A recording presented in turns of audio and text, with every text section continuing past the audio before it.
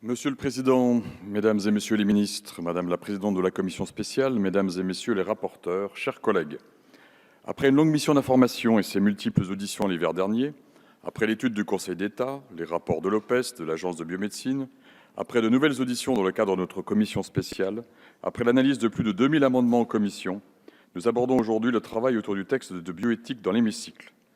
Je pense que nous pouvons tous souhaiter que la qualité du débat entamé autour de ce texte se poursuive, tant ce débat est exigeant et difficile. Difficile pour les non-juristes dans ses aspects juridiques, difficile pour les non-scientifiques dans ses aspects scientifiques, techniques et médicaux, difficile par l'attente générée par cette loi.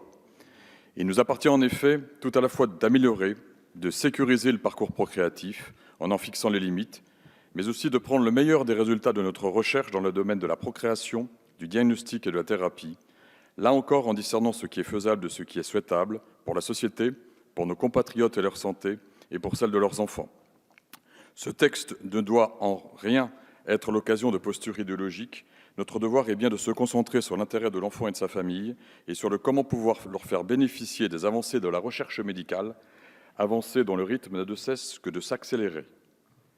J'y distingue deux éléments forts, l'évolution des modes de procréation d'une part, l'évolution de notre accès aux outils diagnostiques et thérapeutiques d'autre part. Mais n'oublions pas que ces deux éléments sont intimement liés, et si nous n'y prenons garde, si nous ne donnons pas les moyens nécessaires à la recherche et à ses applications, la procréation médicalement assistée pour toutes, visée par le texte, risque de rester plus un slogan qu'une réalité. Je souhaite saluer ici le formidable travail développé par le Comité consultatif national d'éthique, travail renforcé désormais par cet accès proposé à nos concitoyens à la réflexion bioéthique via les États généraux qu'il faut poursuivre et amplifier afin d'intégrer le plus grand nombre autour de cette réflexion. En amont de l'étude du texte, j'avais déjà fait valoir des premiers regrets, des regrets sur le déroulement même de la révision des lois de bioéthique. Je regrette en effet que ce calendrier de révision, qui à l'origine était de tous les 5 ans, mais en fait était de 7, a fait passer à tous les 7 ans qui en seront en fait 9. Si la réflexion des avancées de la partie sociétale de la loi peut s'en accommoder, les avancées de la science, et excusez-moi de penser en particulier à la génétique et à l'égénomique, la nécessité impérieuse de leur traduction au lit du patient nécessite à mes yeux un cadre plus souple, dans lequel chaque question éthique posée par la science puisse faire l'objet d'une réponse beaucoup plus rapide. En tant que rapporteur, vous m'avez confié en particulier les titres 3 et 4, qui ont trait d'une part à l'articulation entre nos principes éthiques et les progrès scientifiques, d'autre part aux recherches portant sur les embryons et les cellules souches. S'agissant de l'articulation entre nos principes éthiques et les progrès scientifiques, je voudrais tout d'abord me concentrer sur le sujet des tests génétiques à visée généalogique dits récréatifs, à propos desquels l'article 10 du projet de loi propose de maintenir l'interdiction de la commercialisation et de l'usage en France. Pour ma part, je suis convaincu qu'il faut maintenir cette prohibition. Ces tests aux biais importants, basés sur des bases de données insuffisantes, auxquels de plus en plus de Français ont recours sur Internet, sans même savoir le plus souvent qu'ils encourent une amende de 3 750 €, présentent plusieurs dangers. Ensuite, ces tests peuvent avoir pour effet de faire exploser les familles, alors qu'on sait qu'un grand nombre d'entre nous n'ont pas forcément le père biologique qu'ils croient. Enfin, il faut que les Français qui ont recours à ces tests aient bien conscience du fait qu'ils donnent leurs données génétiques à des sociétés privées qui peuvent en faire ensuite ce qu'elles veulent. Aussi, je suis fermement convaincu de la nécessité de maintenir à ce stade l'interdiction de ces tests génétiques. Cette interdiction doit bien évidemment se doubler du respect de l'interdiction de faire de la publicité pour ces tests, et à ce sujet, il revient au Conseil supérieur de l'audiovisuel de faire respecter cette interdiction. Il nous revient à nous, Français, de construire nos propres bases de données dans le respect de nos lois de bioéthique. J'en viens maintenant à l'article 12 du projet de loi, qui précise les finalités de recours aux techniques d'enregistrement de l'activité cérébrale, en donnant une définition plus large des techniques visées et en interdisant l'emploi de l'imagerie par résonance magnétique fonctionnelle dans le domaine de l'expertise judiciaire. Nous avons eu un débat au sein de la commission spéciale sur les termes « enregistrement de l'activité cérébrale » et « imagerie cérébrale ». Par l'amendement que je présenterai lors de l'examen de l'article 12, je vous propose de sortir de ce débat en indiquant que le terme d'enregistrement de l'activité cérébrale inclut l'imagerie cérébrale, mais aussi l'électroencéphalographie, la magnétoencéphalographie ou encore la stimulation magnétique crânienne. Pour les articles suivants, thérapie cellulaire avec ou sans thérapie génique associée constituent de l'avis de tous les spécialistes les thérapies innovantes d'aujourd'hui et encore plus de demain. Les pathologies ciblées, comme cela a été rappelé par Madame la ministre, nous concernent tous. Maladies rares, cancer, Alzheimer, Parkinson, cardiovasculaire, audition, vision, etc. Un colloque réalisé ici même par l'AFM la semaine dernière est venu nous le rappeler, et les premiers grands succès sont là pour le démontrer. Dans ce contexte, le projet de loi entend poursuivre plusieurs objectifs.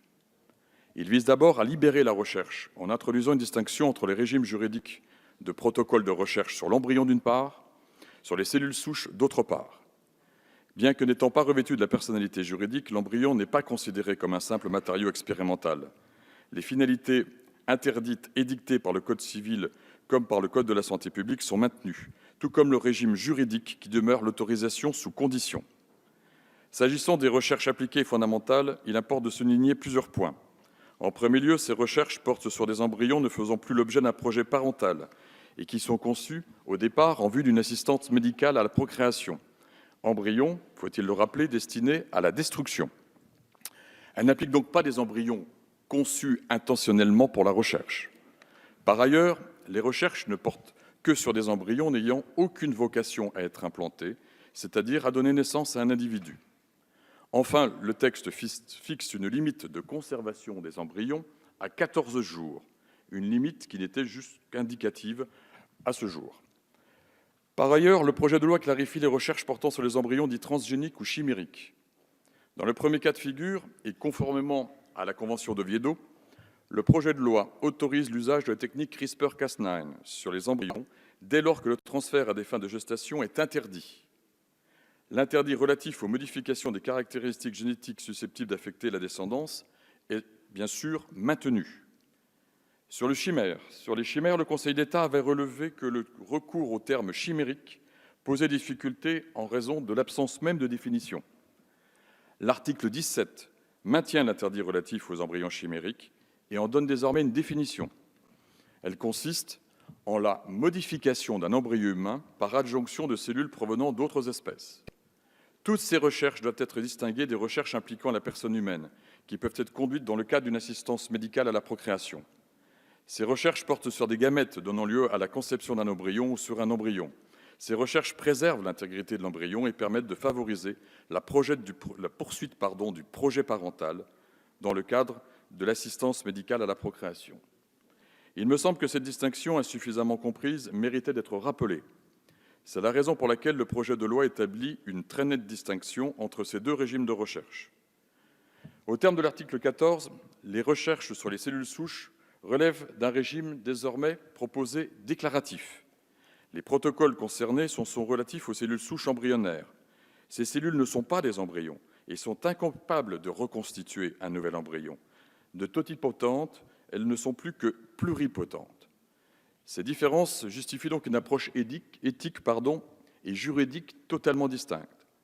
L'article 15 étend par ailleurs le même régime juridique au protocole portant sur les cellules souches pluripotentes induites, appelées plus communément cellules iPS. Pour toutes les recherches sur les cellules souches, l'Agence de la biomédecine disposera d'une faculté d'opposition en cas de transgression de nos principes éthiques. Le projet de loi prévoit notamment un examen particulier des protocoles portant sur les recherches ayant pour objet la différenciation de cellules en gamètes et en gastruloïdes. La Commission a complété cette liste par la déclaration des protocoles portant sur les chimères animal-homme.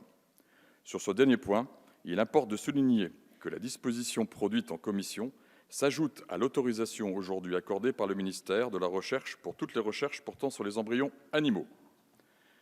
Cette simplification doit nous permettre de combler notre retard dans la recherche et dans ses applications dans un contexte de compétition internationale des plus forts.